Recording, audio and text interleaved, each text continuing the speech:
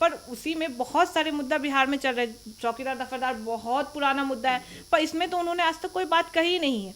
और वो क्या, कोई भी नेता ने कोई बात नहीं कहा है। चिराग पासवान जी को तो इसमें, चलिए उनको बोला जा रहा है कि वो पासवान फैमिली से आते हैं, तो उनको इसमें कुछ ना कुछ करना चाहिए, क्योंकि वो कर सकते हैं, इतने बड़े पहुंच है उनका, तो वो चाहेंगे तो कुछ भी वो कर सकते हैं। ये गांव कस्बे से हैं। देखिए, शहर में तो उनकी भूमिका बहुत ही महत्वपूर्ण होती है, लेकिन गांव के अगर नज़रिए से देखा जाए तो बेचारे गरीब स्तर से आते हैं। तो सरकार को चाहिए था कि उनके बारे में पहले, जहाँ पे गरीबी की बात करते हैं सरकार, जहाँ पे शिक्षा की बात करते हैं कि हाँ हम गरीबों के हित में ये करेंगे, गरीब।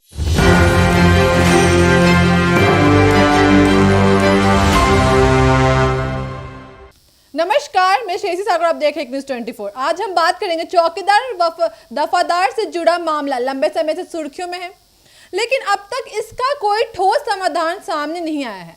लगातार बैठकों और चर्चाओं के बावजूद सरकार की ओर से कोई अंतिम फैसला घोषित नहीं किया गया है।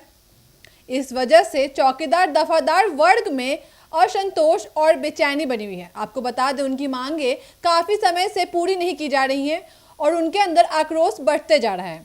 वह लगातार आंदोलन की राह पर हैं।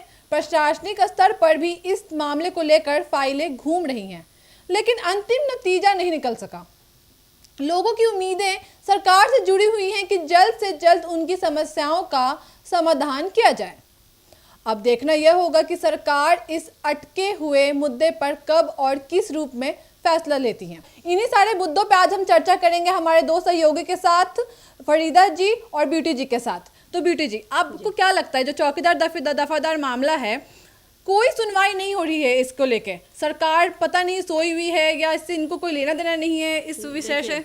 देखिए श्रेयसी जी, आपने बहुत अच्छा मुद्दा उठाया है। जहाँ इतने सारे धरना हो रहे हैं, वहाँ चौकीदार दफादार भाइयों को तो सब भूल ही गया है। देखिए, भूलने वाली बात नहीं है, उनका मामला काफ़ी महीनों से कहें, सालों से कहें, लंबित है। वो ऐसे कर्मचारी आते हैं कि गांव कस्बे से हैं। देखिए, शहर में तो उनकी भूमिका बहुत ही महत्वपूर्ण होती है, लेकिन गांव के अगर नज़रिए से देखा जाए तो बेचारे गरीब स्तर से आते हैं। तो सरकार को चाहिए था कि उनके बारे में पहले, जहाँ पे गरीबी की बात करते हैं सरकार, जहाँ पे शिक्षा की बात करते हैं कि हाँ हम गरीबों के हित में ये करेंगे, गरीबों के हित में वो करेंगे, लेकिन चौकीदार दफादार का मुद्दा इतने दिनों से पेंडिंग है, लंबित है, तो आप कहाँ सोए हुए हैं? चौकीदार दफादार भाइयों का ये जानना है। अब तो वो थक चुके हैं, लगातार इतने दिनों से धरना दे रहे थे कि अब थक चुके हैं। चौकीदार दफादार संघ के अगर उनके हेड से बात कीजिएगा, वो भी काफ़ी बुजुर्ग दिखने में लगते हैं। लगातार हमारा चैनल इस बात की पुष्टि की, उनका पिक्चर भी दिखाया गया, उनसे फ़ोनो भी हुआ है। तो बेचारे इतने थक चुके हैं कि इस उम्र में इतना चौकीदार दफादार का संघ चलाना, लेकर चलो गर्दनी बाग चलते हैं, यहाँ चलते हैं, धरना स्थल चलते हैं, धरना। लेकिन सरकार को ये भी नहीं दिख रहा है कि उनमें कुछ बच्चे हैं, कुछ बुजुर्ग हैं, कैसे कैसे लोग हैं। किसी के घर में चूल्हा नहीं जल रहा है, कोई घर में किसी से कर्जा लेके धरना पे आए। धरना पे आने के लिए भी तो पैसा चाहिए, आप ट्रैवल करके तो एक जगह से दूसरी जगह पे आइएगा। लेकिन सरकार को, चलिए उनकी मांगे नहीं पूरा कीजिए, कम से कम उनका अभी का मेहनत देखिए कि हर रोज़ हजारों, 2000, 5000 के संख्या में वो लगातार धरना देते हैं। तो कम से कम उनका फिलहाल की स्थिति को देखते हुए तो कुछ रुख बदलें। देखिए, चौकीदार समाज में खास करके लोग पासवान समाज से होते हैं, लेकिन आपको जैसे पता, चिराग पासवान जो हैं हमारे संघ के नेता, वो तो कुछ इस पे कुछ ना बयान दे रहे हैं ना वो जानना चाहते हैं कि आखिर उनके साथ क्या हो रहा है। मतलब, तो आपको नहीं लगता कि चुनाव को लेके जो चिराग पासवान है वो सो गए हैं और वो नहीं जानना चाहते हैं कि चौकीदार दफादार का जो भी समस्या है उनको सुनने का भी उनके पास समय नहीं है अभी? जी, सबसे पहले तो ये चिराग पासवान जी को इसमें सबसे ज़्यादा ध्यान देना चाहिए था, क्योंकि जो जितने भी चौकीदार दफादार जो आते हैं ये पासवान परिवार से आते हैं। तो उनके पापा ने, ये चिराग पासवान के, रामविलास पासवान ने इसके लिए मतलब वो इतना काम, पासवान समाज से चौकीदार दफादार भाइयों से एक प्रॉमिस किए थे जब वो जीवित थे। हाँ, अभी तो वो हो गए, स्वर्गीय हो गए। ठीक है, अब अगर वो नहीं रहे तो कम से कम चिराग पासवान जी को इसमें अब आना चाहिए था और उनसे बात करना चाहिए था, उनके मुद्दों को सुनना चाहिए था कि आखिर ये लोग जो इतने टाइम से ये लोग आंदोलन कर रहे हैं, इतनी मांग उठा रहे हैं, मांग उठाने के लिए इतनी तरह की कोशिशें कर रहे हैं, पर उनका कोई सुनने को तैयार नहीं है। और चिराग पासवान की अगर आपने बात की तो कि वो किसी मुद्दे, वो तो मुझे तो ऐसा लगता है कि वो सीएम के रेस से ही बाहर है। वो बिल्कुल चाहते ही नहीं है कि मुझे, उनको लगता है कि वो बैठे बैठे उन्हें सब चीज़ मिल जाएगा।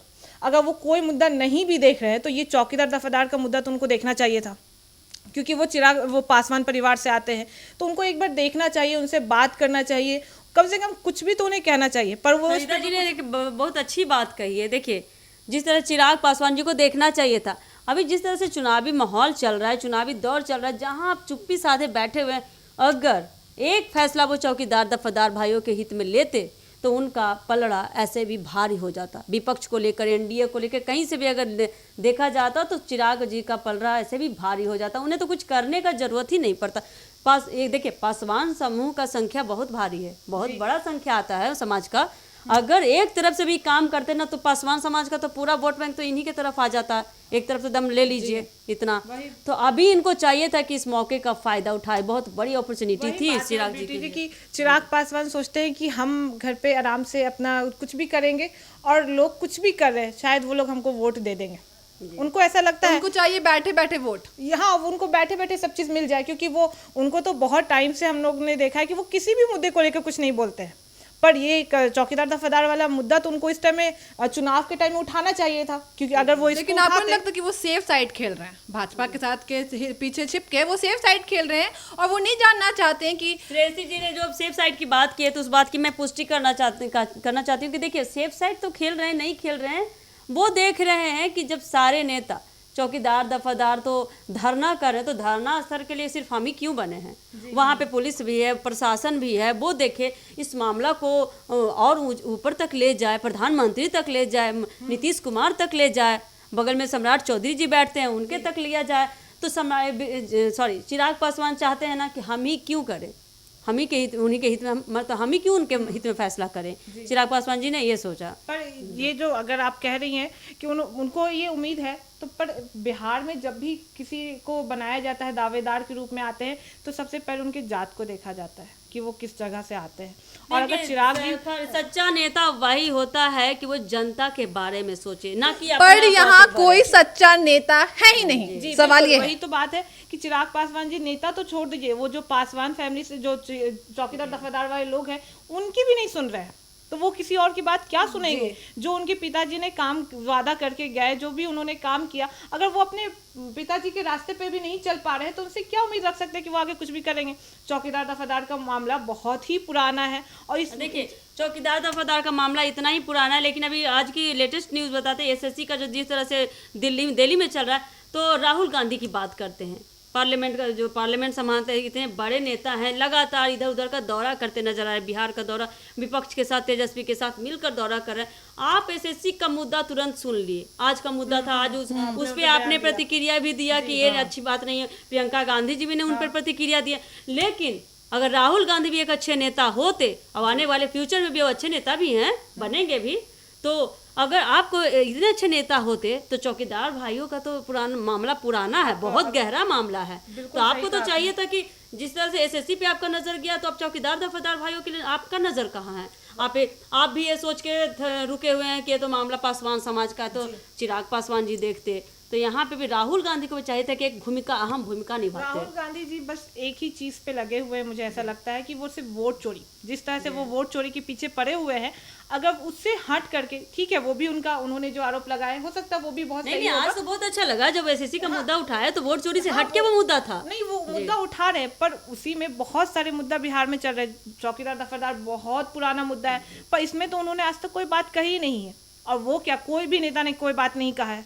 चिराग पासवान जी को तो इसमें, चलिए उनको बोला जा रहा है कि वो पासवान फैमिली से आते हैं, तो उनको इसमें कुछ ना कुछ करना चाहिए, क्योंकि वो कर सकते हैं, इतने बड़े पहुंच है उनका, तो वो चाहेंगे तो कुछ भी वो कर सकते हैं इसमें, पर वो तो नहीं करे। बाकी कोई भी नेता, कोई भी सरकार कुछ करना ही नहीं चाहता इस मामले में। लोग मतलब तंग आ चुके हैं। आप देखिए, चौकीदार अब सब थक गए हैं। अभी लेटेस्ट संविदा कर्मी का देख लीजिए, तो ऐसा धरना स्थल पटना में, अब लगता है ना पटना को तो धरना स्थल के नाम से ही जाना जाएगा।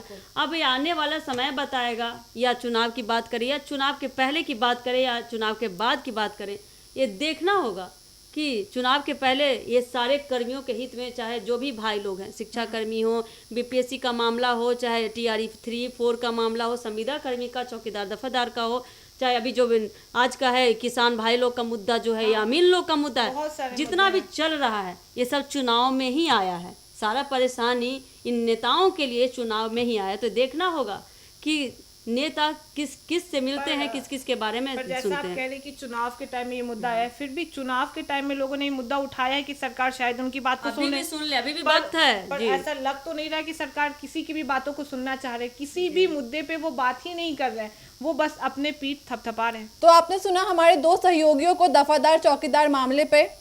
अब देखना ये है कि क्या सरकार इस मामले पे कुछ निर्देश जारी करेगी, कुछ सूचनाएं देगी, या फिर वो भी चुनाव के रंग में रंगी हुई है, वो भी डूबी हुई है, उनको कोई लेना देना नहीं कि कहाँ पे क्या चल रहा है, क्या हो रहा है, कौन आंदोलन कर रहा है और कितने लोग मारे जा रहे हैं इस आंदोलन में।